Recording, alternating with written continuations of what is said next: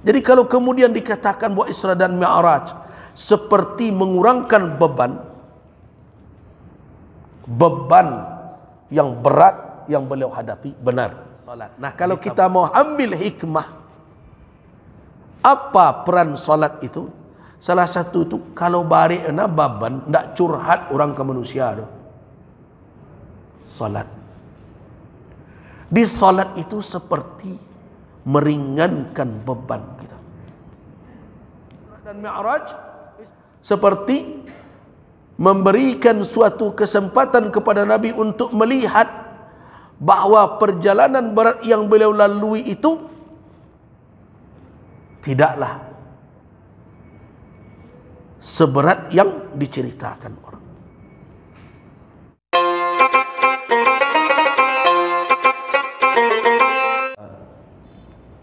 Peristiwa mukjizat yang dialami oleh Rasul sallallahu alaihi wasallam yang kita kenal dengan Al-Isra dan Al-Mi'raj.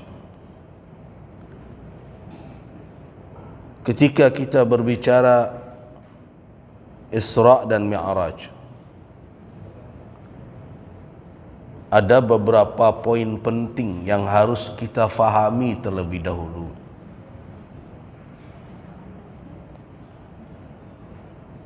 Yang pertama adalah memandang peristiwa Isra dan Mi'raj harus dalam bingkai keimanan kita. Jadi tidak cukup hanya dengan kecerdasan nalar dan fikiran. Walaupun sebagian orang akan mengatakan apabila suatu masalah dilihat dari sudut pandang iman, mereka mengatakan hilanglah objektivitas ilmiah.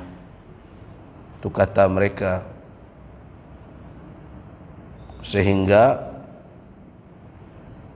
mereka mendorong umat Islam untuk melepaskan iman mereka ketika berbicara tentang Al-Isra dan Al-Mi'raj, termasuk juga berbagai peristiwa yang sering kita sebut sebagai mukjizat Rasul sallallahu alaihi wasallam.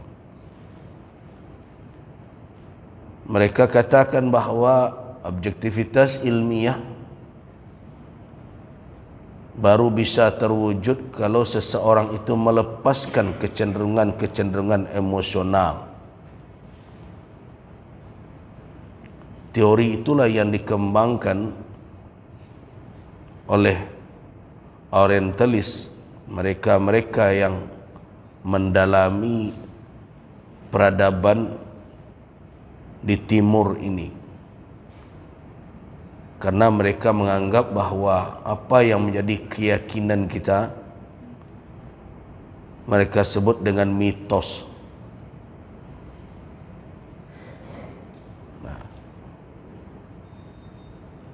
Karena itu, kalau kita membicarakan sesuatu kemudian iman dibawa, mereka tidak percaya itu sebagai suatu kesimpulan yang objektif.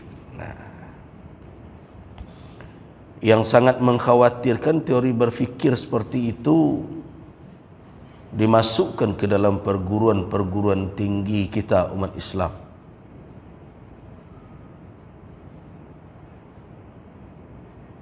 Mereka mendorong anak-anak kita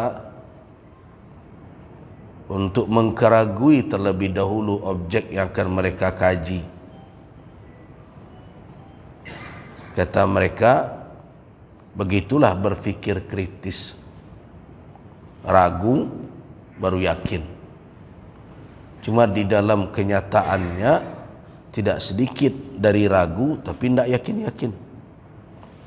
Nah, akhirnya sampai akhir hayatnya, sampai mati ditangkuk ragu. Ada yang seperti itu. Namun kita ingin menggarisbawahi, betulkah ketika seseorang melepaskan imannya, dia menjadi objektif?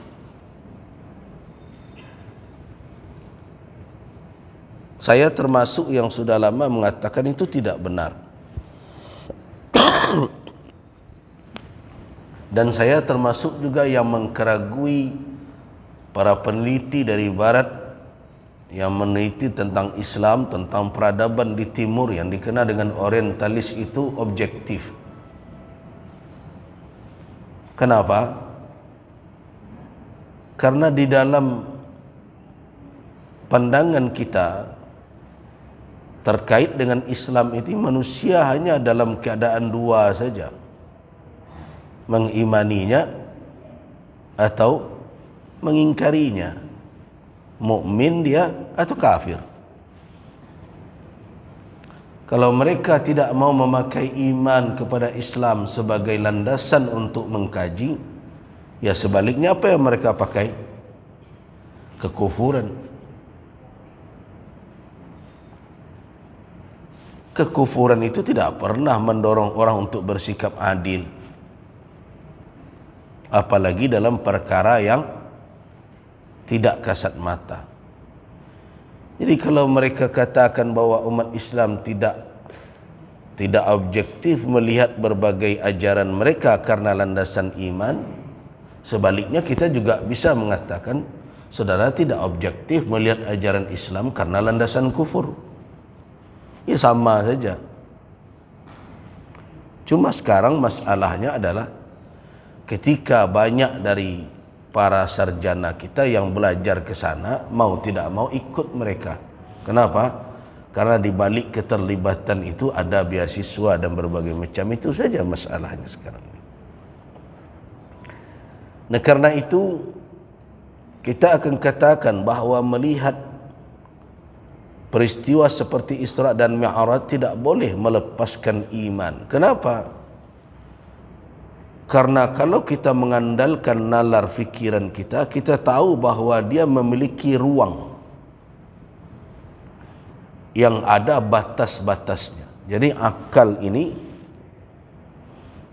ada batasannya dan dia tidak punya kemampuan untuk melampaui batas itu. Nah, mana ruangnya? Ruangnya adalah ruang mahsusat namanya, ruang indrawi. Nah, jadi yang bisa dijangkau, dikaji dan dianalisa oleh nalar, oleh fikiran, yaitu perkara-perkara yang bersifat material, yang masuk dalam jangkauan indera manusia. Nah, bahkan khayal pun yang dibuat oleh akal tidak bisa terlepas dari ruang tadi. Akal tidak punya kemampuan menembus di balik yang nyata ini, yang dikenal di dalam istilah bahasa Arab namanya ma wara'at tabi'ah namanya, yaitu perkara kegaiban. Akal tidak mampu. Kenapa? Karena kesimpulan-kesimpulan yang dibangun oleh akal itu berdasarkan kepada apa yang dilihat mata, apa yang dengar telinga, apa yang dirasakan. Dari sanalah dia membuat kesimpulan. Jadi ilmu yang didapat oleh akal, yang memang murni dia bisa mengkaji dan menganalisa, itu dalam ranah apa? Indrawi.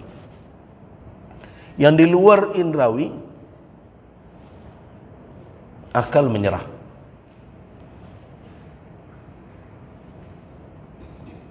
Itu makanya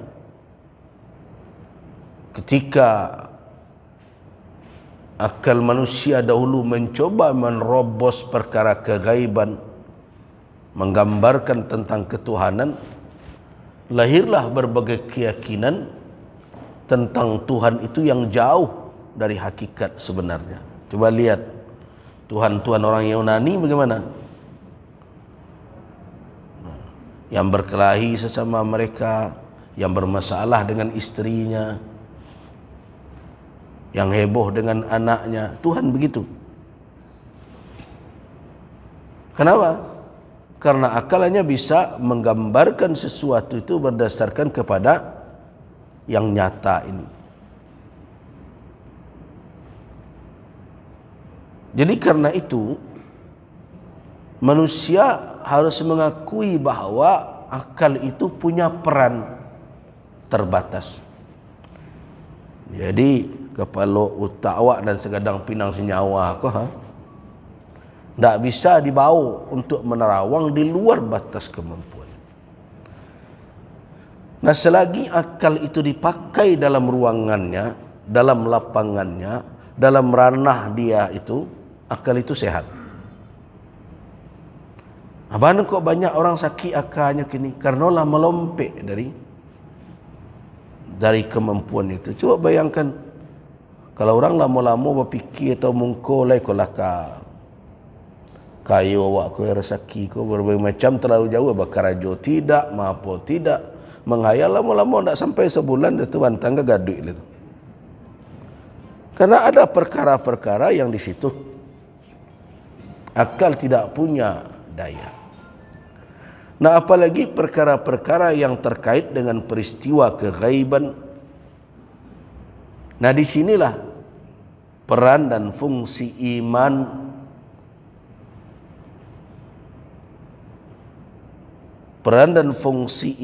berada dalam ranah itu. Akal hanya bisa pada waktu itu menganalisa bukti-bukti kebenarannya sejauh kesimpulan-kesimpulan yang makul. Itu saja. Hakikatnya hanya bisa diterima dengan keimanan. Nah, itulah alat bagi seorang muslim untuk mengkaji dan menganalisa peristiwa gaib. Dan di antara peristiwa kegaiban itu adalah Isra dan Mi'raj. Jadi saya ingin garis bawahi dahulu bahwa Isra Mi'raj ini adalah bahagian dari mukjizat Nabi.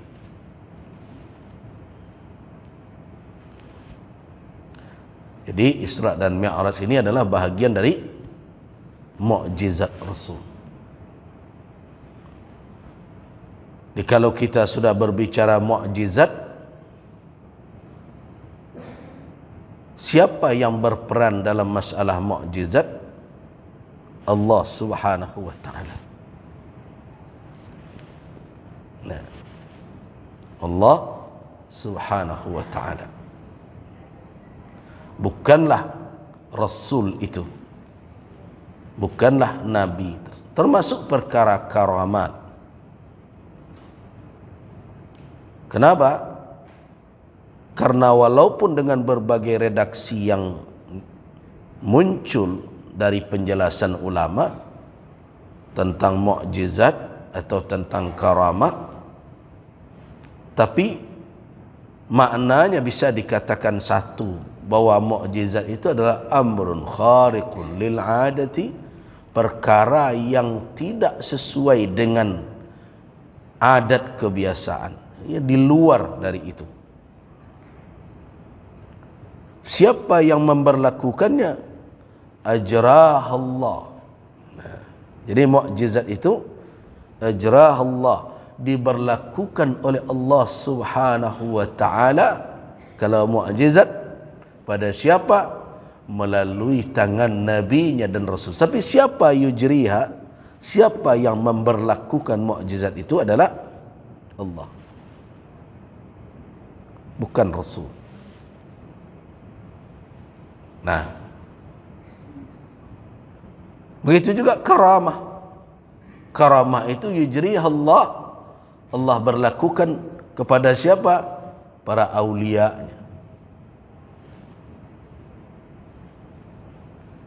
Bukan para awali itu yang bertasarruf menurut kehendak dia.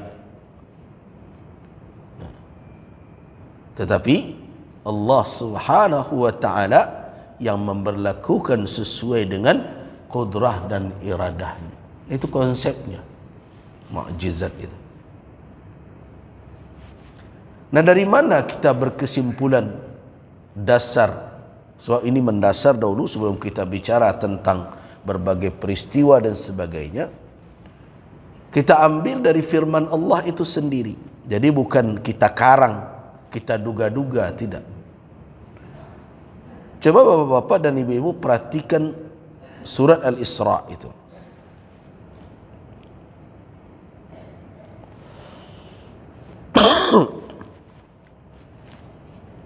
Pada ayat pertama, saya ingin bapak dan ibu-ibu fokus kepada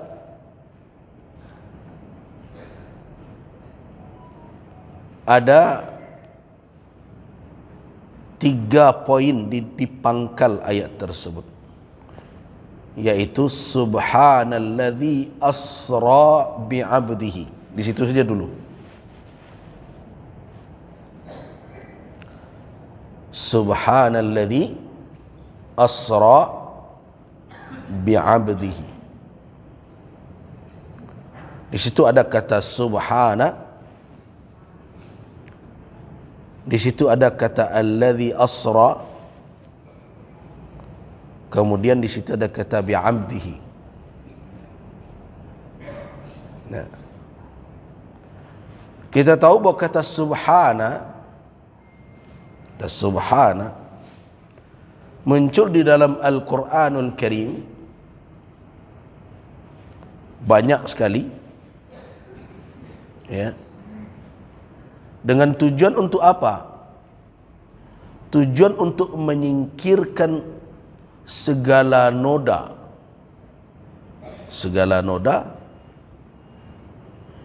yang mungkin hinggap di hati manusia tentang Allah Subhanahu wa ta'ala.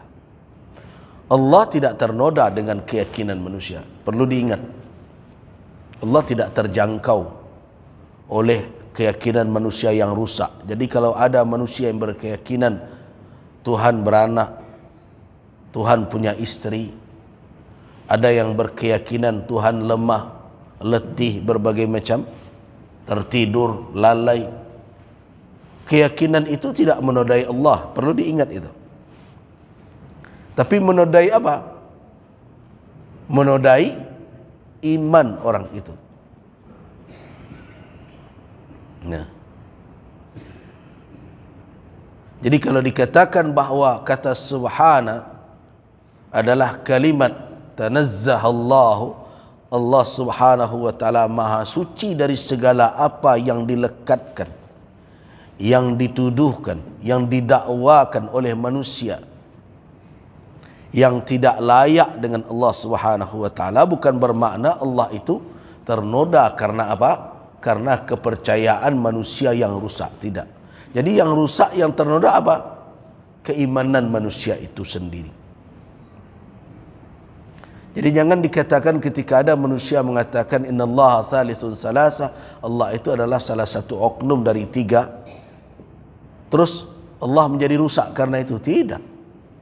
Iman manusia, amal saleh manusia, kemaksiatan manusia, perbuatan baik manusia itu tidak berpengaruh kepada Allah Subhanahu wa ta'ala, tidak kepada kibrianya, tidak kepada keagungannya, tidak kepada kesuciannya, tidak kepada keesaannya, tidak ada pengaruh sama sekali. Seluruh keyakinan yang menyimpang itu kembali kepada orang itu sendiri. Nah, perhatikan dahulu ayat 7 dari surat Al-Isra itu bertemu kalimat itu. In ahsantum ahsantum li anfusikum wa in asa'tum falaha. Jika kamu berbuat kebaikan, kamu berbuat kebaikan untuk dirimu sendiri. Kalau kamu berbuat kejahatan, maka kamu yang akan menerima akibat dari kejahatan tersebut. Jadi ketika Allah katakan subhana, Allah memang subuhun, maha suci. Tapi ketika Allah katakan subhana, seperti kita fahami ada suatu isyarat bahawa peristiwa Isra dan Mi'raj ini akan membuat goncangnya iman manusia tentang Allah dan ketauhidannya, ketauhidan Allah, dan goncangnya iman manusia tentang kerasulan Muhammad sebagai utusan. Nah, sebelum itu terjadi, maka Allah Subhanahu wa taala memperingatkan siapa saja yang mendengarkan peristiwa ini agar memperkokoh imannya, membersihkan imannya dari segala hal yang tidak layak dan tidak patut dikatakan dan diyakini tentang Allah. Itu makanya subhan. Benarkah? Iya. Karena ketika peristiwa Isra dan Mi'raj disampaikan tiba-tiba oleh Rasul, ada di antara umat Islam irtadda, yang murtad. Dan orang-orang kafir Quraisy seperti mendapat amunisi baru untuk menyerang Rasul.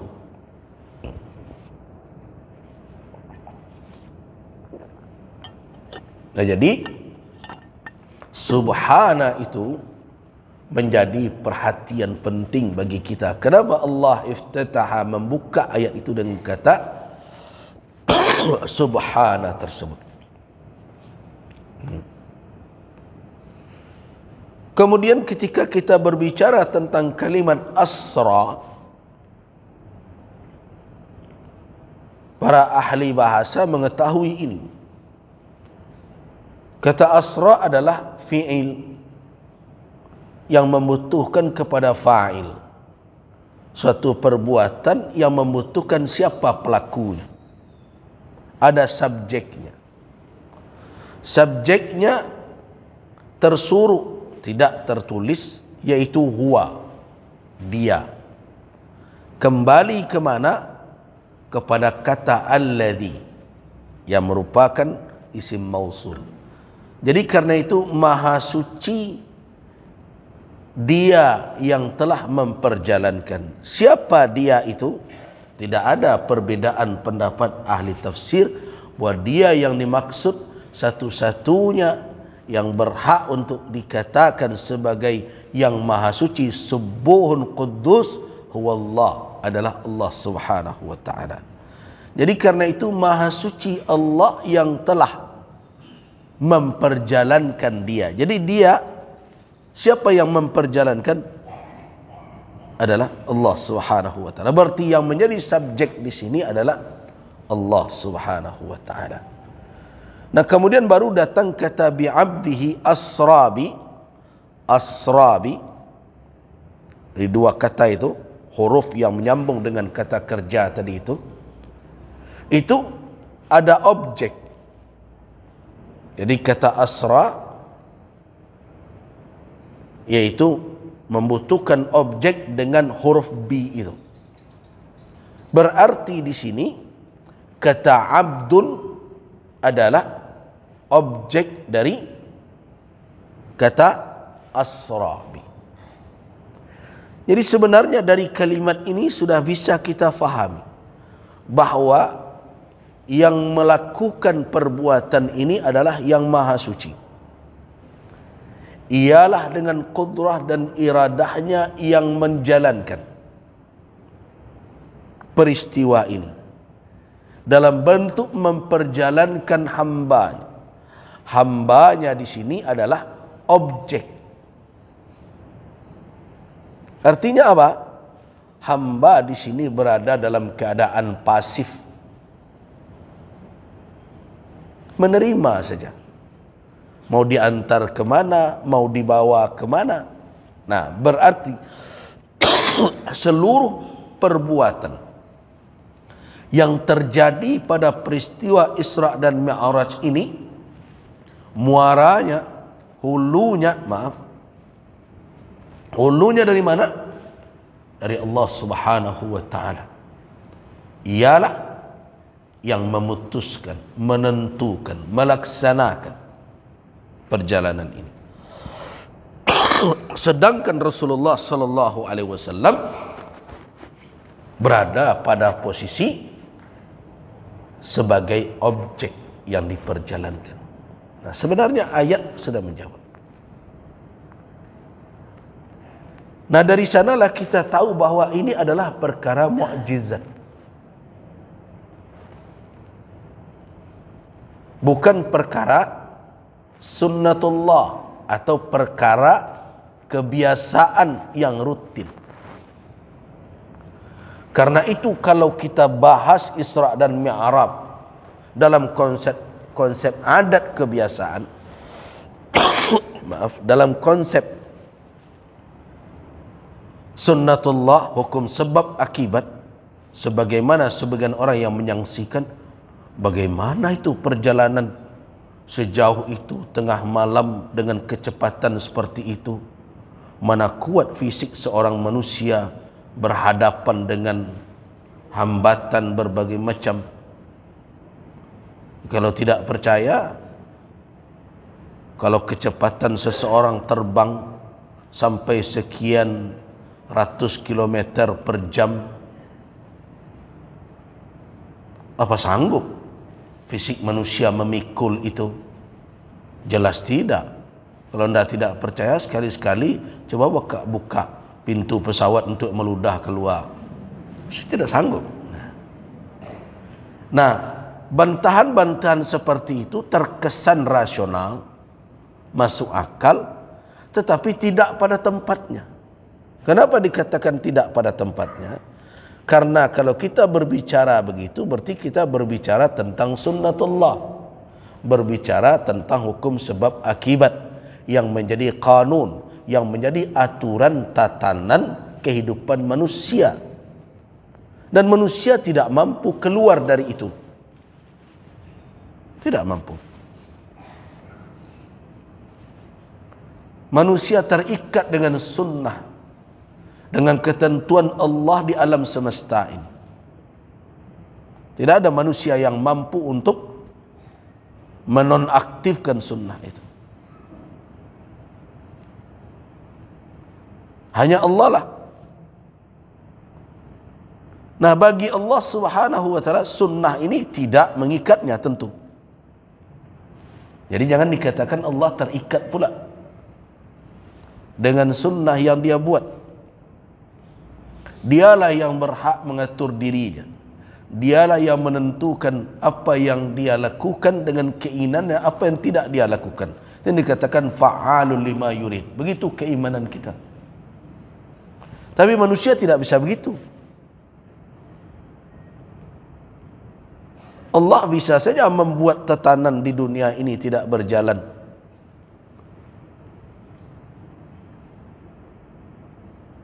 Kita ambil contoh Ibrahim alaihissalam. Ketika dicampak ke dalam api yang membara, Allah tidak berkeinginan api itu berfungsi sebagaimana sunnahnya yang biasa. Kebiasaan api apa kalau dimasukkan sesuatu ke dalamnya? Membakar dan menghanguskan. Tapi Allah tidak menginginkan itu. Karena itu kata Allah, kuni bardan, jadilah engkau dingin. Itu keluar dari sunnah. Jadi kalau manusia berfikir dengan kemanusiaannya sesuai sunnah saja. Bagaimana sunnatullah fil kaun? Pengen hidup lebih lumayan, dia kerajo lah, bau sawo lah. Itu sunnahnya. Pengen kenyang, makan. Ingin lapar, hawi, minum. Itu sunnah. Ingin maju negeri ini, tata dengan baik. Itu sunnahnya. Tidak bisa dengan heboh-heboh saja. Heboh setari, lawi di kepling orang jo. Ya tidak bisa. Nah, jadi manusia tidak bisa keluar dari. Tapi Allah Subhanahu wa taala tidak menghambatnya sunnah itu. Nah, kalau Allah yang mengatakan dia yang memperjalankan Apakah patut lagi kita pertanyakan pakai baju khusus apa Nabi?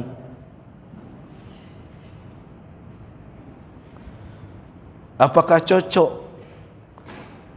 kita pertanyakan kalau Allah telah katakan dia yang melakukan itu? Kemudian kita katakan berapa jaraknya, apa mungkin ditempuh. Nah, orang yang mempertanyakan seperti itu, itulah karakter-karakter orang-orang yang bertemu pertama sekali dengan Nabi ketika bercerita tentang Isra dan Mi'raj. Siapa itu? Abu Jahal CS. Nah itu. Di Abu Jahal CS itu begitu pertanyaannya. Al-Mut'im bin Adi, ya Muhammad, cerita engkau yang lalu-lalu itu boleh dikatakan mudahlah bagi kami. Tak terlalu rumit bagi kami. Kau cerita engkau 6 pagi kau juga babayo. Nah begitu kata dia. Inna darabna kibadan naqati. Kami naik unta, ya. Itu mus'idan, pai ke Ilya ke Masjidil Aqsa itu sebulan, wa munhadiran, dan balik sebulan pula.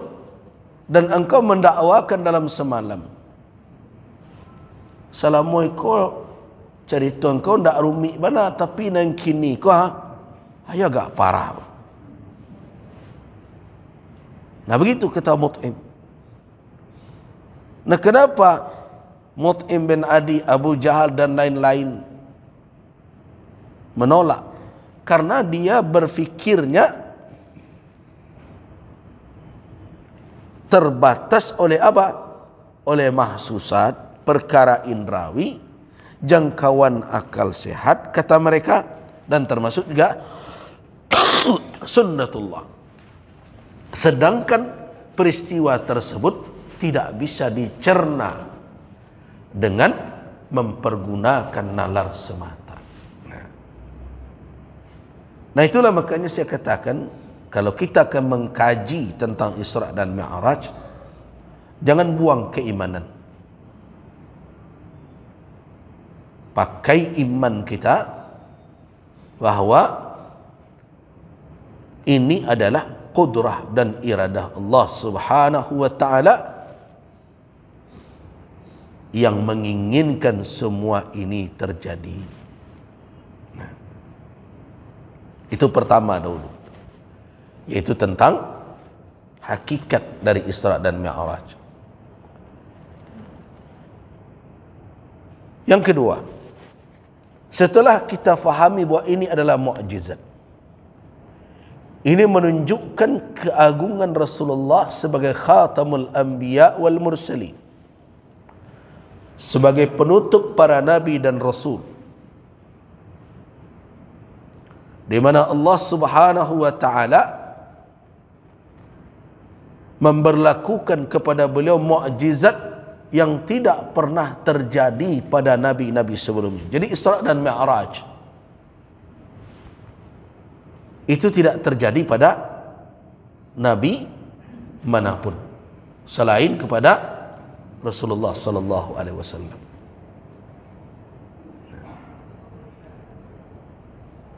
Walaupun kita yakin bahwa mukjizat-mukjizat yang diberikan kepada Rasulullah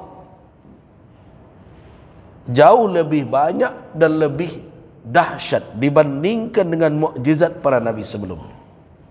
Itu bukan kata saya, kata Imam Asy-Syafi'i. Di dalam kitab Manaqib beliau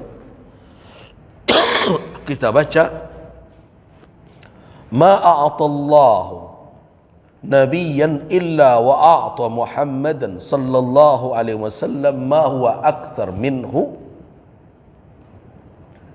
Tidak ada Allah Subhanahu wa taala memberikan suatu mukjizat kepada seorang nabi melainkan Allah berikan kepada Nabi Muhammad aksar, lebih banyak, lebih besar dibandingkan dengan apa yang diberikan kepada nabi sebelumnya.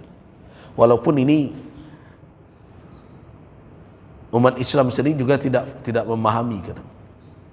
Karena kalau mendengar cerita mukjizat Nabi, banyak kita yang terpesona dengan terbelahnya lautan.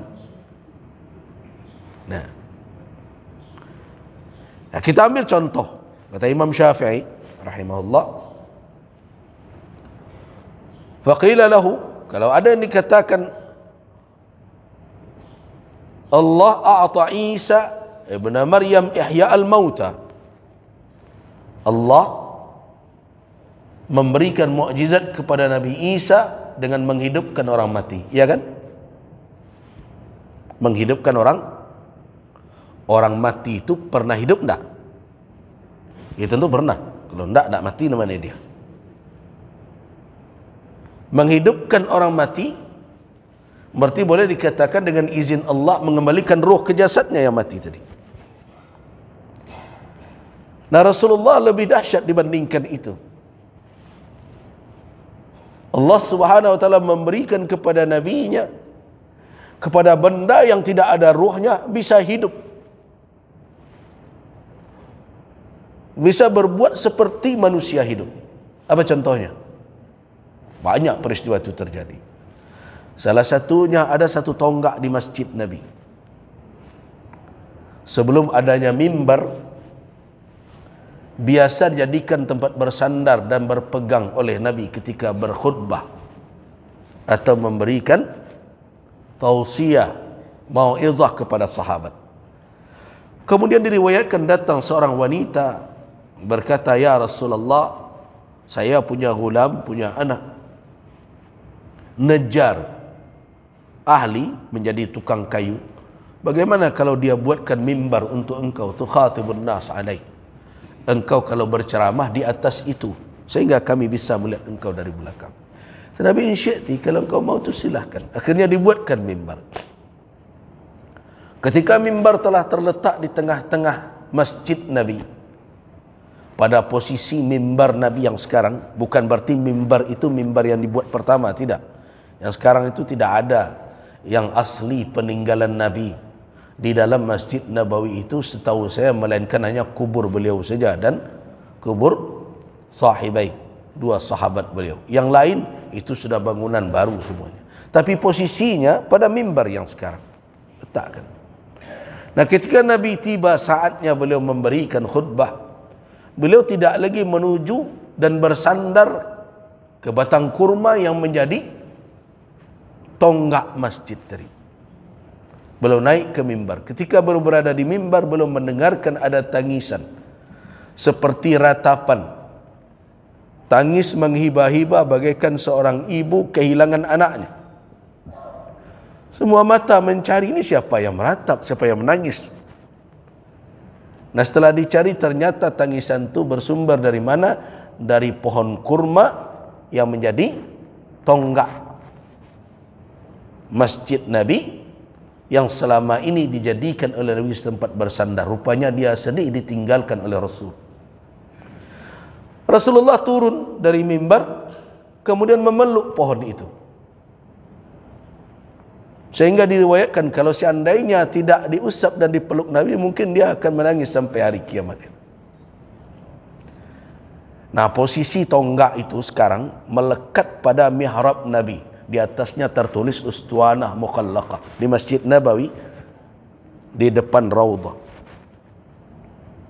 Nah, saya mau bertanya, apakah pohon kayu punya ruh? Tapi dia bisa menangis. Masih ingat kisah Jabir bin Abdullah ketika Nabi SAW hendak buang hajat, beliau tidak kebiasaan beliau terlihat oleh orang. Tapi di suatu tempat di kala itu tidak ada yang bisa menaungi Rasulullah, melindungi Rasulullah kalau beliau ingin buang air. Kecuali ada dua pohon kayu. Jaraknya, tumbuhnya berjarak, tidak berdekatan. Kalau Nabi berdiri, duduk di belakang pohon itu, kalau Nabi duduk di belakang, terlihat oleh orang yang lewat. Tapi kalau dua pohon itu merapat, baru tubuh Nabi terlindung. Apa kata Nabi kepada Jabir? Jabir, coba engkau pergi ke pohon itu, katakan kepadanya, suruh dia merapat ke kawannya sebelah. Rasulullah ingin duduk di belakang. Akhirnya Jabir datang, "Hei pohon, engkau merapatlah, Rasulullah mau duduk di belakang engkau." Akhirnya bergerak itu pohon kayu. Nah, setelah Nabi selesai, kemudian Nabi katakan, Jabir suruh dia kembali ke posisinya semula. Kemudian Jabir katakan, pohon kau kembali posisi, kembali. Nah, banyak peristiwa-peristiwa itu. Pasir bertasbih di tangan Nabi. Nah, mana yang lebih dahsyat, menghidupkan orang mati dibandingkan dengan benda-benda mati? Bersikap, berperilaku seperti orang hidup. Nah, ini dahsyat. Nah, kalau kita berbicara tentang mukjizat Nabi Musa alaihissalam membelah lautan, mana yang lebih dahsyat membelah lautan dibandingkan dengan membelah bulan? Laut di bumi, ini bulan langit sana, dibelah oleh Nabi SAW di hadapan kaum musyrikin. Nah, kemudian kalau kita berbicara tentang Nabi Musa alaihissalam, wa idh istasqa Musa liqaumihi faqulna idrib bi'asaka al-hajar fanfajarat minhu 12 'aina. Kan begitu? Ketika Musa membutuhkan air, meminta air minum kepada Allah untuk kaumnya, faqulna idrib bi'asak, maka kami katakan pukullah tongkat engkau itu, al-hajar, batu itu, fanfajarat minhu 12 'aina, mengalir, memancar dari batu itu 12 mata air. Itu mukjizat Nabi Musa. Tapi kalau kita lihat di alam ini, banyak kejadian dan ada di dalam kenyataannya air memang memancar dari batu. Cuma Musa menjadi penyebab ketika itu dengan izin Allah, dengan hantaman tongkatnya air memancar dari batu itu. Di tengah tidak ada air. Berarti kemungkinan sumber air ada. Dan kejadian air memancar dari batu ada berbagai tempat. Cuma sekarang coba renungkan mukjizat Nabi Muhammad sallallahu alaihi wasallam. Air memancar dari mana? Dari sela-sela jari Nabi. Mana yang lebih dahsyat? Nah, kalau kita bicara Nabi Sulaiman bisa mengendalikan angin terbang kemana saja, Nabi Sulaiman tidak naik ke Sidratul Muntaha.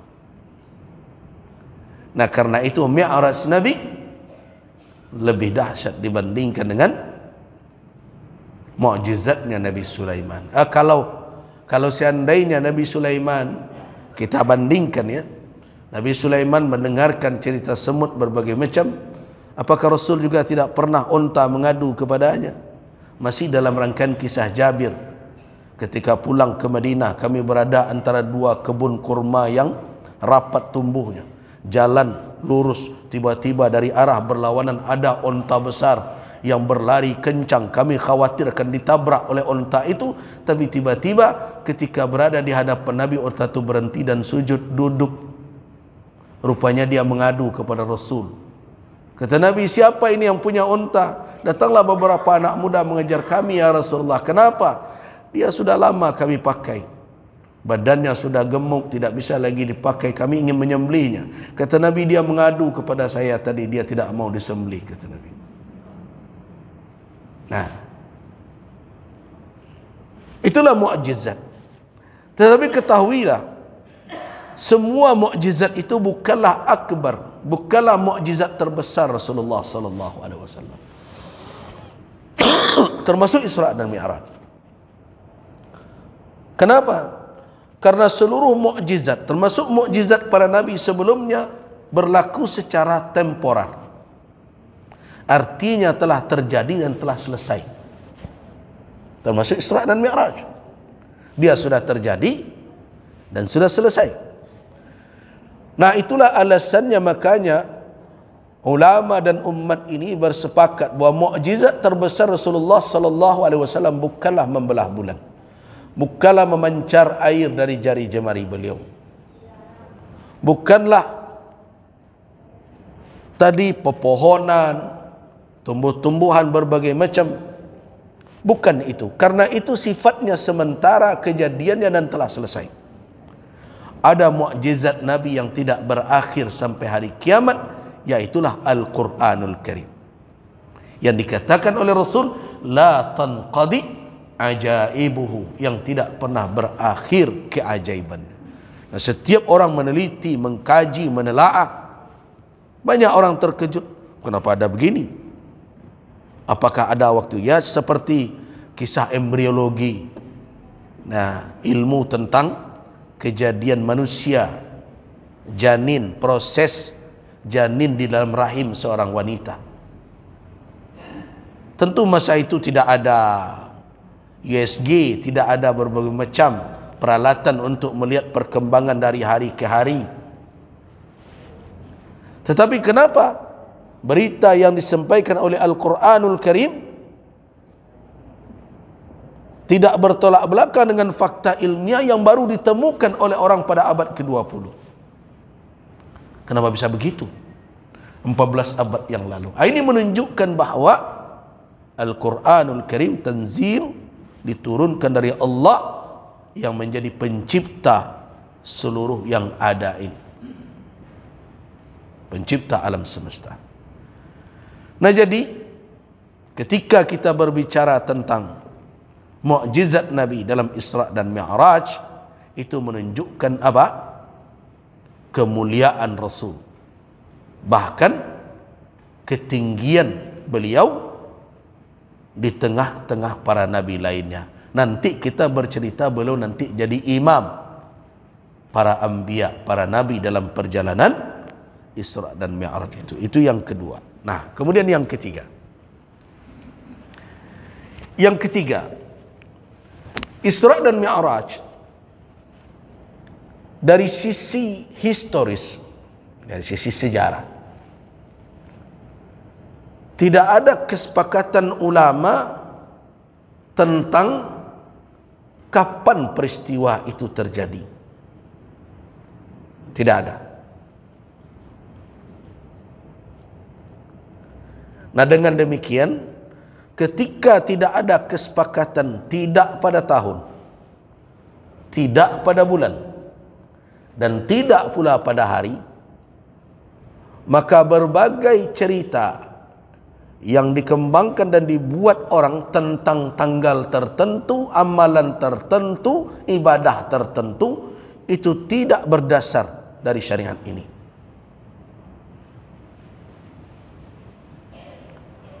Jadi tidak ada dari Nabi SAW salat khusus di malam 27 Rajab.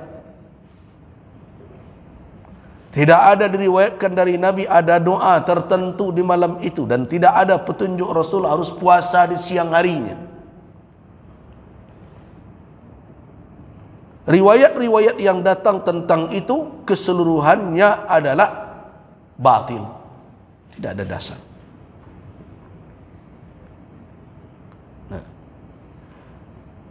Dengan harapnya kita untuk menambah amal, mendekatkan diri kepada Allah, bagus. Tetapi saya tetap ingatkan umat, di dalam perkara ibadah, di dalam perkara akidah, tetaplah konsisten berpegang teguh kepada petunjuk dalil. Jadi tidak ada kesepakatan ulama tentang kapan peristiwa itu terjadi. Kalau kesepakatan saja tidak ada, perbedaannya begitu, mana pula akan ada hadisnya tentang amal malam itu solat sekian rakaat, berbagai macam riwayat itu telah ditolak oleh para ulama.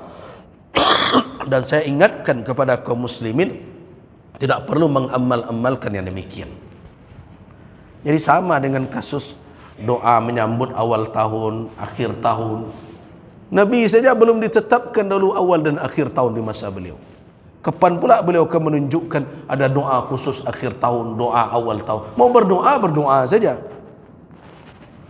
Tapi kalau menisbahkannya kepada Rasulullah SAW, itu masuk dalam kategori man kadzdzaba alayya muta'ammidan. Orang yang sengaja berbohong atas nama Nabi. Kalau sudah diberitahu, ingat akibatnya berbahaya, falyatabawwa maq'adahu minan nar. Posisi orang itu di neraka kelak karena berdusta atas nama Nabi, tidak sama dengan berdusta atas nama yang lain. Walaupun semuanya, kalau sudah berdusta atas nama yang lain, kalau tidak ada uzur syar'i dan berbagai macam, jelas adalah suatu kemaksiatan. Tetapi berdusta atas nama Nabi lebih dahsyat. Kan karena sekarang era media sosial, baru saja berganti, ayo ni doa malam Rajab, malam 27 Rajab, dengan berbagai macam keutamaan. Apalagi kalau keutamaannya besok pagi hutang lansai, langsung baca malam itu dengan berbagai keyakinan. Nah, saya beritahukan bahawa tidak ada dari Rasul sallallahu alaihi wasallam. Termasuk juga doa akhir tahun, awal tahun. Masa Nabi tidak ada akhir dan awal tahun. Bahkan tahun 1 Hijriah saja belum ditetapkan di zaman Nabi sallallahu alaihi wasallam. Itu ditetapkan di masa Umar bin Al-Khattab radhiyallahu anhu. Tetapi yang kita sedihkan hari ini adalah banyak orang memanfaatkan media berbagai macam tidak bertanggungjawab, sehingga menginformasikan kepada umat hal-hal yang tidak memiliki dasar di dalam ketentuan syariat. Kenapa saya katakan bahawa tidak ada kesepakatan? Beberapa kitab yang kita baca, nah, dalam kitab Sirah Nabawiyah,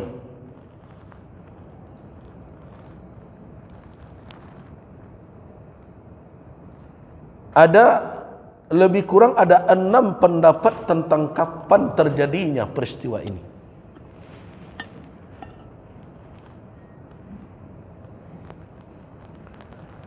Yang pertama adalah ini misal ya, bisa jadi yang tertulis sebenarnya lebih banyak dari ini.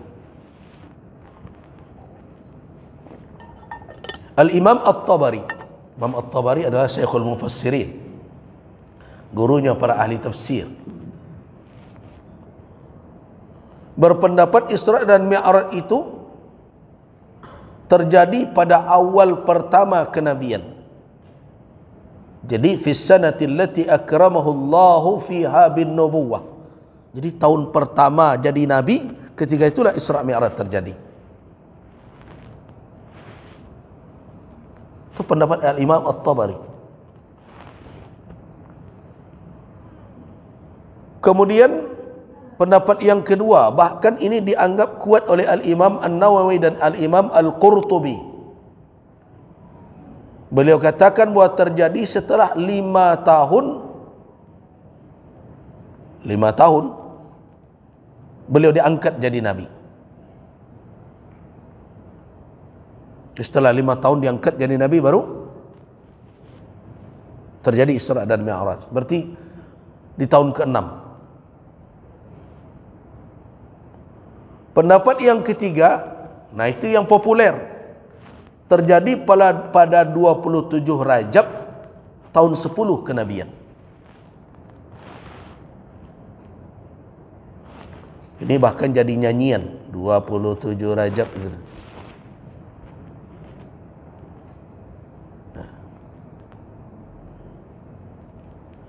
Nah, 3 pendapat ini secara ilmiah, kalau kita bicara dari aspek historis, aspek sejarah, merdud, tertolak. Itu juga yang dikatakan oleh Syekh Safiur Rahman Al-Mubarakfuri dalam kitab Ar-Rahiq Al-Maktum, mardud. 3 pendapat yang berkembang tadi itu tidak bisa diterima, termasuk 27 Rajab tahun 10 kenabian itu. Tidak usah pusing pula, tapi hari libur hari itu terserah, libur salah.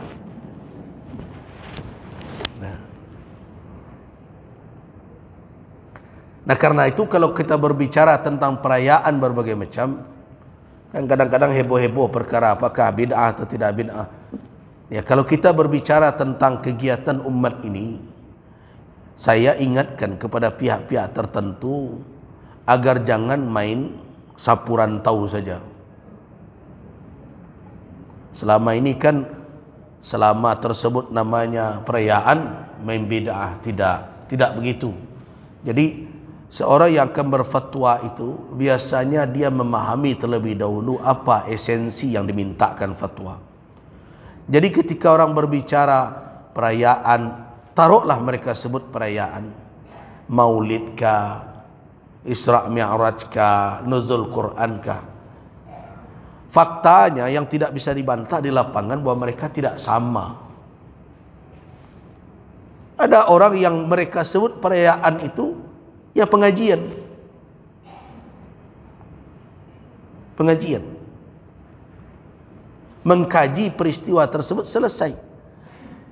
Tidak ada kaifiatnya, tidak ada doa yang harus dibaca, tidak ada begini, tidak ada begitu.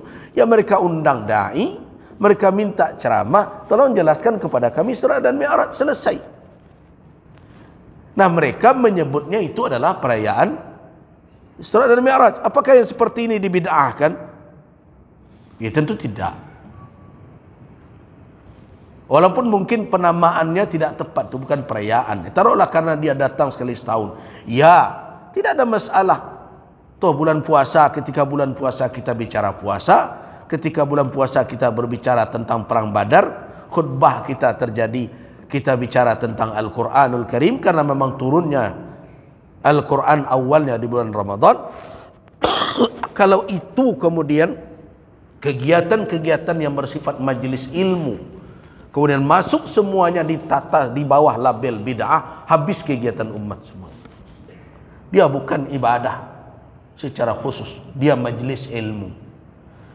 Nah tentu sebagian orang ada yang membuat kaifiat tertentu, seperti ibadah tertentu, seperti syariat tertentu. Nah ini yang bermasalah. Tapi kalau mengaji, walaupun saya jarang menghadiri itu, diundang orang, biasanya undangan begini, Buya bisa maulid Nabi? Oh, terserah Buya Bilo salah. Nah. Ya kalau begitu berarti mereka tidak merayakan, mereka cuma ingin tahu tentang Rasulullah. Momentumnya mereka ingin pakai itu. Dan mereka tidak berkeyakinan tanggal itu memiliki ini, itu, berbagai macam. Kenapa? Karena harinya mereka serahkan pula kepada penceramah itu. Bilo Buya bisa. Jadi berhati-hati. Kalau terlalu berlebihan kita main label bid'ah keseluruhan, nanti habis kegiatan yang bisa dipakai untuk ta'lim. Jadi kalau saya menyebutnya seperti kajian kita sekarang ini sebenarnya majelis sirah nabawiyah, majelis ilmu yang membicarakan tentang sirah nabawiyah, khususnya adalah tentang Isra dan Mi'raj, selesai. Kan tidak ada saya mengajarkan doa pembukanya tadi kan, penutupnya pula harus membaca ini dan ya sudah kita dengarkan. Nah mengapa perayaan-perayaan dengan kaifiat-kaifiat tertentu sampai ada keyakinan A dan ini memang itu tidak bersesuaian? Kalau bertolak belakang dengan keyakinan dan berbagai macam. Tapi kalau dalam bentuk majelis ilmu, saya berharap majelis ilmu mengkaji tentang Nabi itu tidak hanya di bulan ini saja, kapan saja. Bulan ini jadikan momentum saja untuk kita mengingatkan kembali berbagai peristiwa yang dilalui oleh Rasul sallallahu alaihi wasallam. Toh kalau akan dibuat pula tanggal 27, kita sudah tahu bahwa 27 Rajab tahun 10 kenabian termasuk penanggalan Isra Mi'raj yang tidak tepat. Kenapa tidak tepat? Alasannya sederhana. Kenapa 3 tadi tidak bisa diterima dari sisi kajian sejarah sirah nabawiyah? Karena peristiwa Isra dan Mi'raj itu terjadi adalah setelah wafat Ummul Mukminin Khadijah. Jelas itu. Karena Ummul Mukminin Khadijah bintu Khuwailid radhiyallahu anha, istri Nabi yang pertama, ketika beliau wafat, solat 5 waktu belum lagi difardukan. Itu faktanya. Nah, berarti sebelum Ummul Mukminin wafat tidak ada terjadi Isra Mi'raj. Kenapa? Karena semua bersepakat di malam Isra dan Mi'raj itu fa'auha, Allah wahyukan kepada nabinya, kepada hambanya. Apa yang diwahyukan adalah fardus salat. Itu salah satunya di samping penutup surah Al-Baqarah. Berarti sepakat ulama bahwa di malam Isra dan Mi'raj lah fardu 5 waktu salat sehari semalam ini diwahyukan, diperintahkan. Sedangkan ketika Ummul Mukminin Khadijah wafat, salat 5 waktu belum lagi menjadi fardu bagi kaum muslimin. Jadi jelas bahwa Isra Mi'raj tidak mungkin terjadi di masa Ummul Mukminin Khadijah hidup. Nah, sekarang kapan Ummul Mukminin Khadijah wafat? Ummul Mukminin Khadijah wafat adalah pada bulan Ramadan tahun 10 kenabian. Nah, kenapa tidak mungkin bulan Rajab? Karena Rajab tidak terletak sesudah Ramadan. Rajab itu terletak sebelum Ramadan tiba. Nah, di dalam cerita Isra Mi'raj yang sering kita dengar, ibu-ibu juga bapak dengar, sering para dai memberikan komentar salah satu hikmah dari Isra dan Mi'raj adalah tasliyah, hiburan untuk Nabi karena beliau mengalami suasana yang sangat duka sebelum itu dengan wafatnya Khadijah Ummul Mukminin, istri beliau tercinta radhiyallahu anha. Dan juga sebelum itu wafat pula paman beliau Abu Talib yang selama ini membela beliau. Nah, karena itu Nabi menamakan tahun itu dengan tahun duka cita, Amul Huzni. Nah, karena itulah salah satu hikmahnya dibawalah Nabi melihat ayat-ayat Allah yang begitu besar sehingga terhibur suasana batin Rasul. Kan sering tak dengar komentar begitu. Nah, kalau terjadinya bulan Rajab, itu sedihnya belum, masa hiburannya duluan? Nah,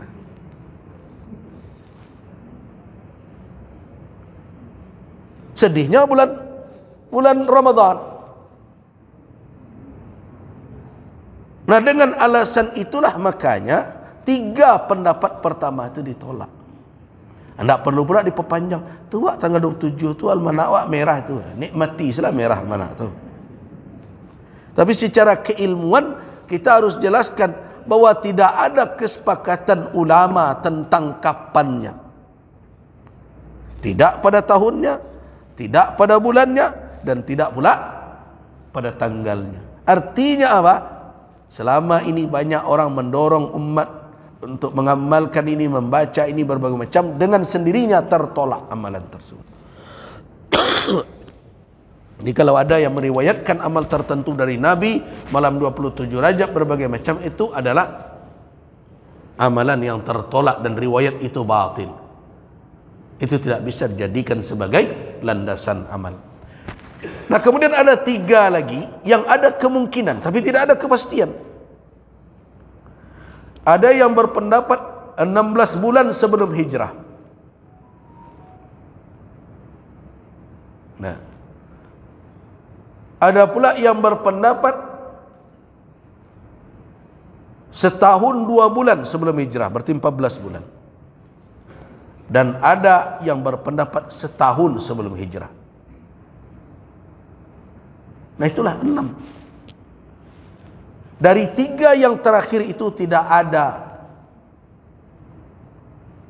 ada satu dalil yang bisa memastikan kapan terjadinya peristiwa itu. Nah, tidak ada.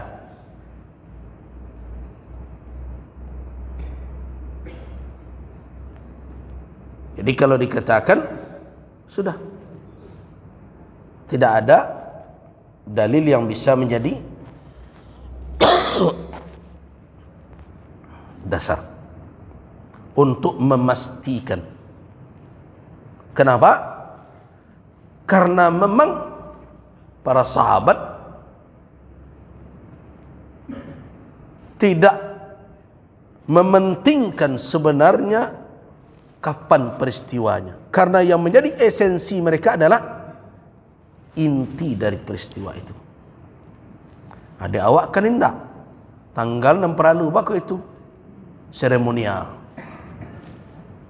Jadi agama awak kini kok lah habis jo seremonial jo upacara. Jadi kalau kita melihat bagaimana cara beragama para sahabat dibandingkan dengan kita, para sahabat itu tidak banyak membuat berbagai seremonial. Mereka lebih banyak menjadikan Islam itu sebagai pakaian kehidupan. Perkara tanggal dan waktu cukup apa yang telah diberikan tahdid pembatasannya oleh syarat.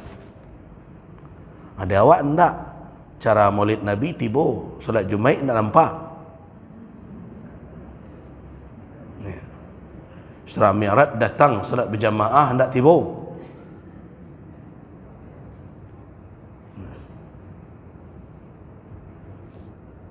Ya, banyak pemimpin-pemimpin kita juga begitu. Mereka menunjukkan kesolehan mereka hanya di acara-acara seremonial itu. Dalam solat berjamaah mereka tidak hadir pada masjid sebelah rumahnya. Nah, ini yang perlu menjadi catatan penting. Dah? Jadi dengan demikian tidak ada tanggal yang pasti. Jadi biarkan saja. Setelah ditelusuri tidak ada pula yang bisa dijadikan sebagai alasan untuk menentukan ini tanggalnya, tidak ada. Para sejarawan telah mengatakan demikian, tidak ada yang bisa dijadikan alasan untuk menterjih, untuk menganggap ini yang lebih kuat dan berbagai macam. Tapi yang jelas dia terjadi setelah wafatnya Ummul Mukminin Khadijah radhiyallahu anha dan sebelum terjadinya hijrah Nabi. Itulah pendapat Ibnu Abbas dan Jabir bin Abdullah. Itu tentang kapannya. Nah, mari kita berbicara tentang apa lagi? Tentang apa esensinya. Kita tahu bahwa setidaknya ada 3 peristiwa penting yang dilalui oleh Rasul sallallahu alaihi wasallam sebelum peristiwa Isra dan Mi'raj, dengan kita berpegang kepada pandangan bahwa itu terjadi sebelum hijrah. Apa itu? Yang pertama adalah wafat Abu Talib. Abu Talib maaf, setelah keluar dari pemboikotan. Jadi Nabi SAW pernah diboikot, dikurung di suatu celah di kota Makkah, berkomplot orang-orang Makkah untuk mengasingkan Rasulullah dengan kaum muslimin, dan termasuk ke dalamnya Bani Hashim dan Bani Muttalib. Mereka buat aturan, mereka gantungkan di Ka'bah, tidak boleh berjual beli. Sehingga akhirnya Rasulullah, para sahabat dan keluarga beliau kekurangan makanan, sampai mereka memakan rerumputan dan berbagai macam. Kalau hari ini kita melihat Zionis mengepung Gaza dan berbagai macam, nah itu pernah dilakukan kaum musyrikin. Jangan-jangan mereka belajar ke kaum musyrikin Mekah dulu, anak buah Abu Jahal juga barangkali itu. Nah, alhamdulillah sekarang ada berita gembira kemenangan para pejuang, terjadinya perjanjian damai sehingga kembali saudara-saudara kita kembali ke Gaza. Semoga Allah Subhanahu wa taala menguatkan mereka semua. Amin ya rabbal alamin. Nah, setelah selesai pemboikotan itu dengan dimakannya oleh rayap pamflet yang menjadi tempat pengumuman atau tulisan yang menjadi ketentuan yang harus dipatuhi oleh orang-orang Mekah. Tidak boleh berjual beli, tidak boleh menikah kawin dengan Muhammad, dengan keluarganya, dengan pengikut-pengikut. Setelah itu keluar dari pembekatan tersebut, Abu Talib sudah begitu uzur. Dan kita tahu selama Nabi menyampaikan dakwah, semenjak beliau menerima wahyu, Abu Talib senantiasa membela beliau dari berbagai serangan dan berbagai macam tindakan-tindakan zalim yang dilakukan oleh kaum musyrikin Makkah terhadap Nabi. Bahkan berulang kali tokoh-tokoh Quraisy datang kepada Rasul sallallahu alaihi wasallam dengan berbagai tawaran. Ketika Nabi menolak, mereka tidak melihat lagi jalan untuk menghentikan dakwah Muhammad melainkan kepada Abu Talib. Tapi Abu Talib tidak mau. Setelah dia melihat keteguhan hati Rasul, kesimpulan Abu Talib, ya Muhammad, lakukan apa yang engkau lakukan, yang harus engkau lakukan, dan mereka tidak akan sampai kepadamu selagi saya hidup.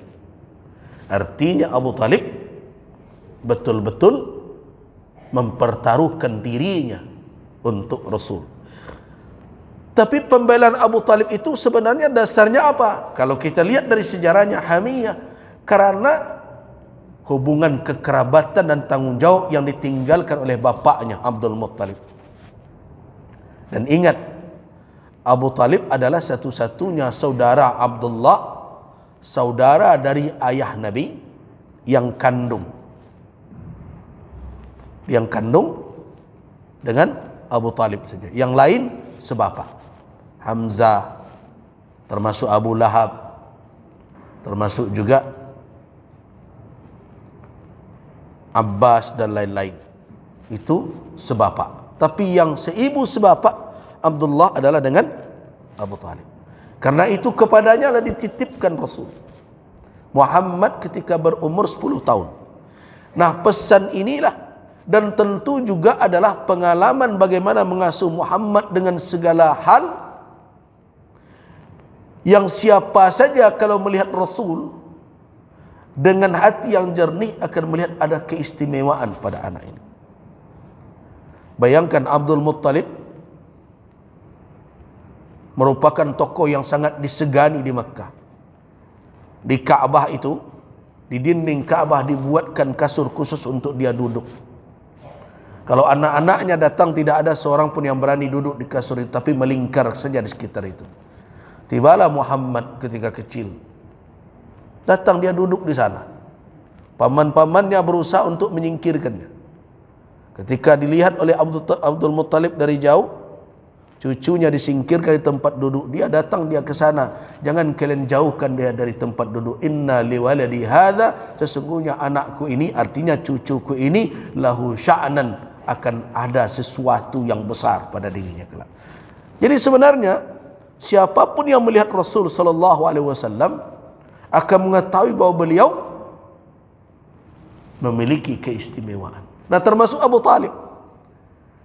Tetapi Abu Talib, walaupun dia berjibaku membela Nabi dengan berbagai tawaran, bahkan ada orang Quraisy datang kepada Abu Talib, ya Abu Talib, engkau bela betul anak saudaramu, sekarang bagaimana kalau engkau serahkan anak saudaramu ini ke saya, ke kami, kemudian kami ganti dengan pemuda lain yang lebih gagah, lebih tangkas, lebih ganteng, lebih berbagai macam. Apa kata Abu Talib? Nang kelamak dia kalian saja. Anak ambo bagian kalian bunuh, anak kalian bagian kamu gadangkan. Tak ada dong. Nah, orang yang selama ini membela Nabi meninggal. Nah, yang membuat sedih Nabi bukan hanya sebatas beliau meninggal, tetapi tawaran Nabi di akhir hayat.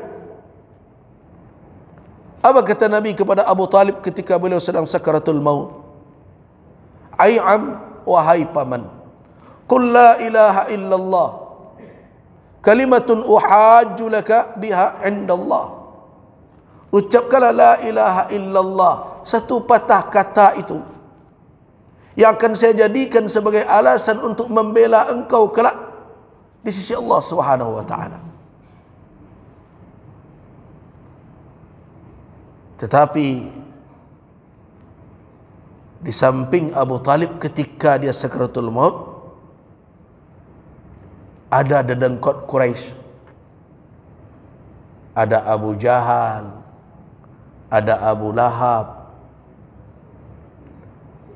ada Abu Sufyan, ya segala Abu lah ketika itu. Nah,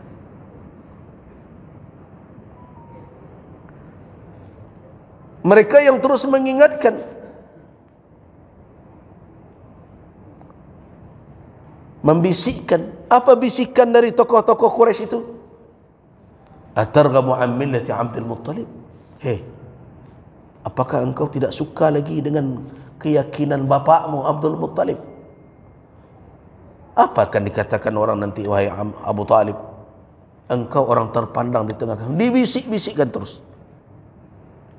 Ketika Nabi SAW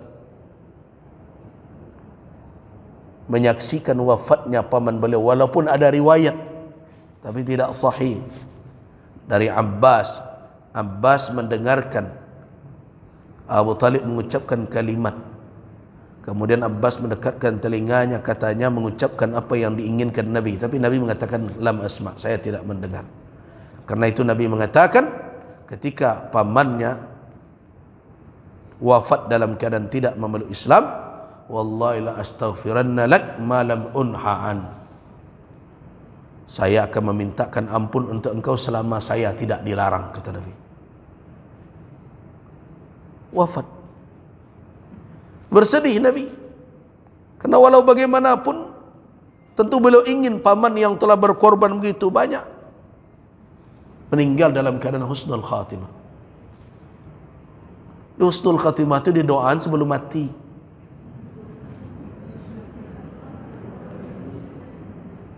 Dah sudah meninggal.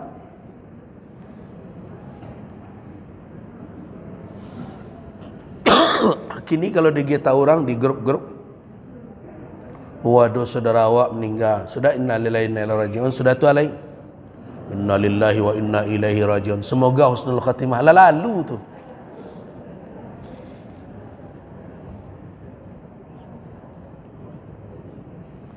disambung. Banyak orang kok kini salah pakai. Semua ditanya orang, lah siap saya sebut insya-Allah saja. Dan ditanya orang keadaan awak kini dan lah lalu. Nah, kesedihan Nabi itu tergambar, terlihat dalam suratul Qasas. Perhatikan suratul Qasas ayat 56. Apa kata Allah? Innaka la tahdi man ahbabta walakinallaha yahdi man yasha wa huwa a'lamu bil muhtadin. Nah, itu peristiwa pertama. Nabi tidak bisa, dikatakan oleh Allah tidak bisa memberikan hidayah kepada siapa yang disenanginya. Kenapa? Memang ada hidayah ini yang tidak ada di tangan manusia. Itu yang perlu diingat. Jadi kalau bapak-bapak dan ibu-ibu mengajak kawan untuk berbuat kebaikan, tidak mau dia menerima, tidak usah kecil hati. Sama jamu mengimbau orang untuk berhenti merokok, berang-berang orang. Apa lain yang perokok. Nah, berbagai macam dia menjawab. Ya sudah, tugas saya mengimbau. Perkara hatinya akan terbuka, dia akan menerima himbauan tersebut dengan kesadaran, itu tidak ada kewenangan saya lagi. Jangankan saya, Rasul saja tidak punya kewenangan sampai ke situ. Dan dikatakan oleh Allah, innaka la tahdi, engkau tidak bisa memberikan hidayah kepada siapa yang engkau cintai. Kenapa? Walakinna Allah, akan tetapi Allah lah yahdi man yasha. Allah lah yang memberikan hidayah kepada siapa yang dikehendakinya, wa a'lamu bil muhtadin, dan dialah yang lebih tahu dengan orang-orang yang mendapat petunjuk.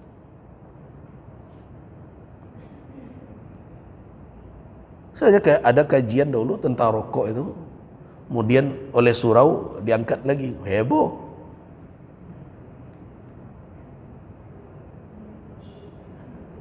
Tugasnya adalah mengingatkan. Orang tersebut menerima atau tidak, siapa yang punya kewenangan memberikan kesadaran itu, hidayah itu Allah. Jangankan orang lain, anak kita saja. Kalau seandainya hidayah itu bisa dibagi-bagikan, tidak mungkin Nabi Nuh alaihissalam akan membiarkan anaknya. Tidak mungkin Nabi Lut alaihissalam membiarkan istrinya membangkang. Tentu walau bagaimanapun ada kecintaannya kepada keluarganya, kepada pasangannya. Sebagaimana Nabi juga cinta kepada Abu Talib. Ingin tentu, tetapi kita harus sadar bahwa ada yang menjadi hak Allah Subhanahu wa taala yang tidak Dia berikan kepada kita. Di dakwah ini adalah menyampaikan hidayah juga, tapi hidayahnya bukan hidayah yang dikatakan Allah dalam surat Al-Qasas itu. Itu yang disebut dengan hidayah dalalah namanya. Hidayah petunjuk namanya. Petunjuk kanan elok, petunjuk kanan baik. Itu yang diagihkan oleh ulama, itu yang diberikan oleh Al-Quranul Karim. Al-Quran katakan hudan kan? Kan di dalam firman Allah, syahrul Ramadan alladzi unzila fihi al-Quran hudan linnas. Al-Quran itu hudan, hidayah untuk manusia. Hidayah apa yang ada dalam Al-Quran? Hidayatul dalalah namanya. Hidayah petunjuk. Dengan kita membacanya, tahu kita mana yang disuruh, mana yang dilarang. Mana yang membawa kebaikan, mana yang membawa kerusakan. Mana yang akan menyelamatkan kita dunia dan akhirat, mana yang membuat kita celaka. Nah itu dalalah, petunjuk. Ulama juga itu pula yang bisa dia berikan. Nah, jadi tidak bisa ulama membolak-balikkan hati manusia terima juga. Kalau begitu senang pensiun ustaz bisa sadonya itu. Begitu sekali berceramah orang sadar sadonya. Bisa istirahat. Nah, itu menunjukkan bahwa tidak semua hidayah itu ada di tangan manusia. Bahkan hidayah utama taufik, itu yang disebut dengan taufik. Yang biasanya kalau orang menutup ceramah sering disebut wabillahi taufik wal hidayah. Nah, taufik dan hidayah. Taufik itu adalah Allah sesuaikan antara hidayah yang datang dengan kemauan orang yang menerima, sehingga sepakatlah antara kanda hatinya dia petunjuk nanti bo menjadilah itu kira-kira. Itu taufik namanya. Nah, siapa yang bisa menundukkan hati manusia, membolak-balikkan? Ya muqallibul qulub, yang membolak-balikkan hati Allah Subhanahu wa taala. Karena itulah makanya di samping mendengarkan kajian, minta terus hidayah. Ya Allah, waffiqni, beri saya taufik pada apa yang Engkau senangi, yang Engkau ridai. Kadang-kadang hati waktu ada yang kari sebagian, ada yang sedang dibawa ke mana-mana oleh syahwat dan berbagai macam, sehingga kadang kaji bilang kok kari mana, payah mana maksud. Nah, renung-renungkan. Nah, mudah-mudahan dengan itu terbuka dan Allah Subhanahu wa taala akan melihat usaha kita untuk mendapatkan hidayah itu. Nah, itu yang pertama tentang paman yang sekian lama membela tapi mati dalam keadaan tidak mendapatkan hidayatul taufik. Sedih. Yang kedua, istri. Nah, kalau kita berbicara Khadijah Ummul Mukminin radhiyallahu anha, tidak cukup pengajian 1 jam 2 jam. Bagaimana pengorbanannya? Habis hartanya. Karena itu pernah satu kali ketika Nabi SAW kedatangan seseorang yang ada hubungan dengan Khadijah, berubah wajah Nabi, tampak lebih cerah dari biasanya. Aisyah berada di samping beliau. Bangkit cemburu Aisyah. Ya Rasulullah, engkau ingat-ingat juga wanita yang engkau nikahi sudah merah gusinya itu. Merah artinya ngunguh kalau bahasa Jawa. Yang sudah tidak bergigi lagi. Engkau telah diberikan oleh Allah yang lebih baik. Yang lebih baik maksudnya adalah dirinya. Ya kenapa? Secara umur dia lebih muda dinikahi oleh Nabi, dan Khadijah dinikahi dalam keadaan janda, sedangkan Aisyah dinikahi masih dalam keadaan gadis. Ya, secara itu iya, tetapi Nabi tegas mengatakan, ma abdallallah, Allah tidak pernah menggantikan untuk saya wanita manapun yang lebih baik dari Khadijah. Terkejut Ummul Mukminin Aisyah. Kenapa? Amanat bi, dia beriman denganku hina ketika ana kadzdzabani nas, ketika manusia mendustakanku, ketika orang menolak dakwah Rasul, ketika orang menuduh beliau membohongi dengan wahyu yang beliau terima. Khadijah Ummul Mukminin amanat, beriman. Kemudian wawasatni, dan dia bagikan hartanya kepadaku ketika orang lain mengharamkan hartanya, habis kekayaan. Coba bayangkan, selama 40 hari Nabi bolak-balik. Jadi Nabi SAW awal pertama beliau menerima wahyu kan bukan Al-Quranul Karim. Ini perlu sedikit maklumat. Jadi awal pertama wahyu yang diterima oleh Nabi itu adalah nur, cahaya yang memancar kafalaqis subhi, bagaikan fajar menyingsing. Itu wahyu pertama, mimpi itu yang berulang kali. Nah, mimpi yang berulang kali melihat sinar fajar memancar itu, itulah yang mendorong beliau akhirnya senang menyendiri. Nah, baru setelah beliau menyendiri di Gua Hira, itulah beliau menerima Al-Quranul Karim pertama, suratul Alaq itu. Jadi kalau ditanya orang wahyu pertama Nabi apa? Kalau Al-Quran pertama yang diterima, ya,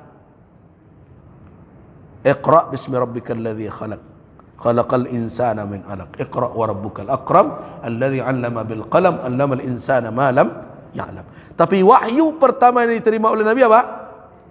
Ru'ya sadiqah, mimpi yang benar. Apa yang beliau lihat? Ada fajar menyingsing, ada cahaya memancar seperti fajar berulang kali. Itulah yang membuat mereka melihat Nabi senang bertahanus. Coba bayangkan, karena kegelisahan dan tanda tanya apa sebenarnya, beliau bolak-balik itu ke Jabal Nur, ke Bukit Nur yang tinggi itu, terus pai bekal, bawa bekal, habis bekal turun lagi, bawa bekal naik lagi. Kira-kira produksi mana nama itu? Kalau nang kini ikut laki menande, sini kau mencari tidak.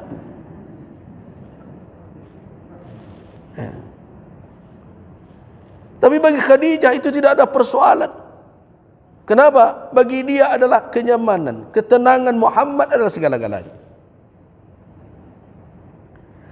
Nah, bagaimana beliau membersamai Nabi SAW dalam setiap kegiatan, berbagi apa saja, sehingga banyak cerita. Ada yang diceritakan tapi saya tidak tahu kebenaran kisah itu, walaupun saya menghafalnya juga. Ya Muhammad, kalau seandainya saya telah tiada dan kau membutuhkan jembatan, ya kan, ceritanya begitu, jembatan untuk engkau menyeberang, menyelamatkan diri dari kejaran musuhmu, keluarkanlah tulang belulang dan susun sebagai jembatan untuk engkau melintas di atas. Wallahu a'lam. Tetapi saya rasa cinta Khadijah kepada Rasulullah melebihi dari apa yang diceritakan orang itu. Tidak ada pernah keraguan sedikit pun. Dan di samping itu, kata Nabi SAW, kenapa tidak ada Allah menggantikan beliau, untuk beliau seorang wanita melebihi Khadijah? Karena dari Khadijah lah beliau mendapatkan anak-anak yang tumbuh sampai dewasa. Dari yang lain tidak. Ada satu lagi dari Maria, tapi ketika masih menyusu hanya berapa bulan, putra Nabi itu yang bungsu yaitu Ibrahim meninggal. Tapi dari Khadijah baru mendapatkan putra-putri. Yang wafat setelah Nabi wafat adalah Fatimah Az-Zahra. Nah, hartanya habis, umurnya, dengan kesetiaannya, dengan kecintaannya. Coba bayangkan bagaimana gelisahnya dia ketika menerima suaminya turun dari gua Hira dalam keadaan gelisah, gemetar, ketakutan, meminta diselimutkan. Dengan tenang dia mengatakan, ya Muhammad, Allah tidak akan menghinakan engkau, karena selama ini engkau adalah orang yang baik, orang yang tidak pernah memutuskan silaturahim, engkau senantiasa membantu orang yang susah, tidak mungkin Allah akan menghinakan. Setelah tenang, kegelisahannya itulah dia bawa oleh Khadijah untuk mencari tahu apa yang terjadi pada suaminya. Datang dia kepada anak saudaranya Waraqah bin Naufal dan menanyakan. Disitulah dia mendapat informasi bahwa yang dialami oleh Muhammad pernah dilalui oleh nabi-nabi sebelum dia. Nah, disitulah dia tahu bahwa suaminya sedang memikul amanah besar. Nah, orang yang selama ini hidup bersama dengan kasih sayang yang tidak bisa kita bayangkan, dengan loyalitas yang tidak bisa diukur untuk saat sekarang, wafat di bulan Ramadan. Kesedihan apa yang tidak. Nah, bukan sebatas itu saja. Setelah keduanya wafat, orang Quraisy melihat celah terbuka. Selama ini adalah dua tokoh yang senantiasa menghadang mereka, yang menjadi tameng kuat Muhammad, berlindung dari segala bentuk serangan kaum musyrikin Makkah. Bahkan selama dua orang ini hidup, tidak ada orang Makkah yang berani untuk menyentuh Nabi secara fisik. Ketika dua orang ini wafat, tokoh-tokoh Quraisy melihat saatnya untuk menjalankan rencana yang lebih zalim dibandingkan dengan yang lain. Begitulah. Nah, itu dua peristiwa. Ditambah peristiwa setelah Nabi melihat pembangkangan kaum Quraisy sudah sampai pada titiknya, boleh dikatakan tidak ada peluang lagi bagi mereka untuk mendapatkan tambahan kaum mukminin yang lebih banyak di Makkah ini. Nabi mencoba untuk melihat kota lain. Mudah-mudahan di situ bisa menjadi tempat tumbuhnya Islam. Tentu kota terdekat dari Makkah mana? Taif. Jeddah belum ada ketika itu, karena Jeddah dibangun pada masa Utsman ibn Affan. Taif, kota yang boleh dikatakan sama tuanya dengan Makkah. Datang Nabi ke sana membawa harapan, mudah-mudahan ditumbuh di sini biji Islam, bisa disemaikan di sini. Di sini bisa menjadi kota tempat benteng kaum muslimin. Awal beliau temui tiga tokohnya dari Bani Saqif, Abdul Yalil, Mas'ud, Habib, ada tiga orang. Kemudian mengajaknya masuk Islam. Apa jawaban saudara-saudara mereka? La amruqanna, saya sobek-sobek itu baju Ka'bah kalau memang penutup Ka'bah, kalau memang engkau diutus jadi nabi. Artinya apa? Dia tidak percaya sama sekali, sehingga dia berani bersumpah, dia berani berbuat kejahatan kalau betul engkau adalah nabi. Yang satu lagi mengatakan, amma wajadallah ghairak, Muhammad, tidak ada lagi orang lain yang akan diutus jadi nabi selain engkau. Yang ketiga, saya tidak bicara dengan engkau. Kalau engkau nabi, itu berbahaya. Kalau engkau bohong, tidak ada kebohongan yang lebih dahsyat dari engkau. Ya sudahlah. Artinya ketiga tokoh Taif itu menolak Rasul. Kata Rasul, ilfa'atum ma fa'altum. Sudahlah. Kalau kalian telah mengambil keputusan, Nabi tidak memaksa. Kalau memang kalian telah mengambil keputusan menolak dakwah, faktumu anni, diam sajalah, biarkanlah ini cerita ini antara kita. Artinya khallu baini wa bainal qaum, biarkan saya berhadapan dengan masyarakat, biar saya dakwahi mereka, kalian diam saja. Tapi maukah tiga tokoh ini? Tidak. Dikumpulkannya siapa? Dikumpulkan anak-anak kecil, orang-orang kurang waras, orang-orang gila, orang-orang idiot, dikumpulkan untuk apa? Untuk melempari Nabi. Jadi saya kalau baca peristiwa Taif ini, pernah beberapa kali kejadian ulama, imam dipukul oleh orang kurang waras. Ini kayaknya skenario-nya sudah ada dahulu nih. Ustadz-ustadz dipukul orang gitu kan. Pas ditangkap, ternyata ODGJ gitu. Nah, ternyata dahulu ini senjatanya tiga bersaudara dari Bani Saqif itu. Orang gila dimobilisasinya, disuruh melempari Rasul sallallahu alaihi wasallam. berdarahan kaki Nabi. Nabi hanya ditemani oleh Zaid bin Harisah, anak asuh beliau, sebelumnya anak angkat beliau. Tidak terlindungi tubuh Nabi. Walaupun Zaid berusaha menahan lemparan batu dengan tubuhnya, tetapi kaki Nabi tetap saja terkena, berdarahan, sehingga akhirnya terdesak ke kebun Utbah bersaudara. Di sanalah bertemu Adas itu. Dan ketika Nabi pulang di Qarnus Ta'alib namanya, datang Jibril alaihissalam dengan seorang malaikah menawarkan untuk mengangkat dua bukit besar Mekah, Jabal Abi Qubais, Jabal Qu'aiqu'an, untuk diangkat dan ditimpakan kepada orang Makkah biar luluh lantak semuanya. Tapi Nabi tidak mau. Nabi malah berdoa agar Allah mengeluarkan dari sulbi mereka yang engkar itu keturunan yang bisa menyembah Allah, tidak mempersekutukan Allah dengan apapun. Tetapi Nabi kemudian berdoa dalam berbagai riwayat dalam kitab Sirah Ibnu Hisam. Kita baca, Allahumma innaka tara makani, ya Allah engkau melihat tempat engkau berada, wa tasma'u kalami, engkau mendengar ucapanku, wa ta'lamu sirri wa alaniyati, engkau tahu rahasia aku dan aku ucapkan, la yakhfa 'alaika syai'un min amri, tidak ada urusanku yang tersembunyi darimu ya Allah, ila man takiluni, kepada siapa engkau serahkan aku ya Allah, kepada orang yang jauh yang membuat aku seperti di neraka, atau kepada musuh yang akan menguasaiku, tapi kalau itu membuat engkau redha, aku tidak peduli, kata Allah. Begitu Nabi.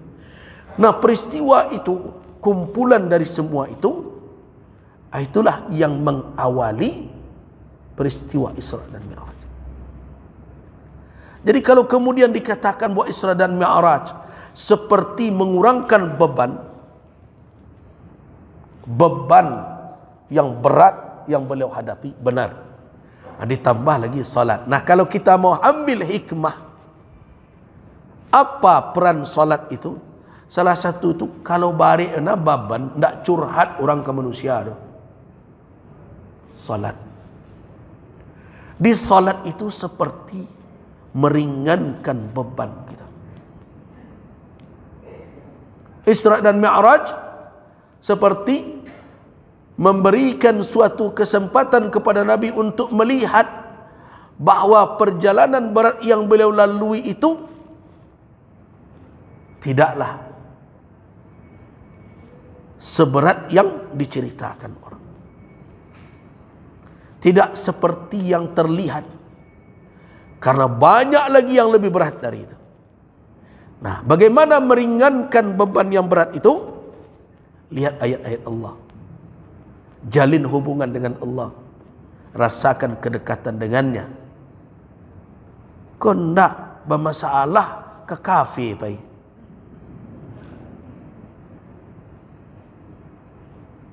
Dulu kalau ada masalah je bini, papa mampir kartu domino. Bukan itu solusinya. Salat itu salah satu peran dan fungsinya adalah memangkas beban berat yang kita pikul dalam kehidupan dunia. Jadi yang kita lihat ini, kalau hanya dipandang dengan mata saja, kemudian kita lihat pula kelemahan fisik kita, keterbatasan kemampuan kita, kalau lama-lama itu berpikir stres tu. Wah, balalai ko. Nah, ko kamu daliko, kamu daliko. Saya nak fikir gini ko, barik beban ko. Kon orang banyak mau WA, caliklah negara buya, laut nak dikapling, dak lama lagi langit kapling orang buya. Nah, ya kita urus ini, kita ingatkan sejauh apa kewenangan masing-masing, tapi ingat bahwa ada Allah. Nah, salat salah satu peran dan fungsinya adalah mengingatkan kita bahawa yang kamu pikul dalam kehidupan dunia itu akan sangat berat kalau kamu tidak menjalin hubungan kedekatanmu dengan Allah. Itu makanya 5 waktu itu sebenarnya sudah berjarak itu. Pada hakikatnya berapa disyariatkan di awal? 50 kan? Ini masa-masa yang rentan ini, dari subuh sampai zuhur. Karena jarak kita berkomunikasi langsung dengan Allah melalui solat cukup lama. Nah, bara beban pikiran sejak pagi tadi sampai mengalir lah duduk mana muka kadai lenjo pecah talu lah. Lah tiba orang sebelah main bon ancak ditawan ke amku itu aja lah beban kau. Alai sedang susah mereka itu tiba nak minta transfer man. Tambah lu cik lai. Apa lai? Tetangga lai ni bicaraan tadi. Nah, pagi sebelum berangkat tangka lu jauh dah sebentar. Barat tu baliknya tu saudara. Nah, semua itu bisa dipangkas dengan apa? Ketika kita sadari bahwa kita tidak terlepas dari apa? Dari qudrah dan iradah Allah Subhanahu wa taala. Dialah yang menentukan segala-galanya. Ada di dalam ranah kita adalah ikhtiar sesuai dengan batas ilmu yang kita miliki. Nah, Isra dan Mi'raj harus kita tempatkan dalam posisi seperti itu. Isra dan Mi'raj adalah peristiwa yang tidak boleh dicabut dari prosesi perjalanan dakwah Nabi. Jadi tidak dibicarakan tiba-tiba saja. Ada muqaddimahnya. Nah, sekarang siapa yang bisa memperbaharui semangat itu? Nah, itulah gunanya Isra Mi'raj dikaji berulang-ulang. Di samping meluruskan berbagai maklumat, informasi yang tidak tepat, juga untuk apa? Untuk memperbarui semangat kita bahwa kita tidak sendiri di dunia ini. Dan kita tidak diserahkan seluruh beban ini. Yang diserahkan kepada kita dalam batas kemampuan kita memikulnya. Nah, terus kalau kita merasa sudah lemah, ke mana kita akan mengadu? Nah, Allah Subhanahu wa taala memberikan jalan 5 kali sehari semalam. Itulah salat. Nah, baru kita sekarang selesai mengkaji muqaddimah Isra Mi'raj. Ya sudah tuh. Sudah hampir jam 12. Baik, kita cukupkan dulu. Wafaqanallahu wa iyyakum lima yuhibbuhu wa yarda. Wabillahi taufiq wal hidayah. Wassalamualaikum warahmatullahi wabarakatuh.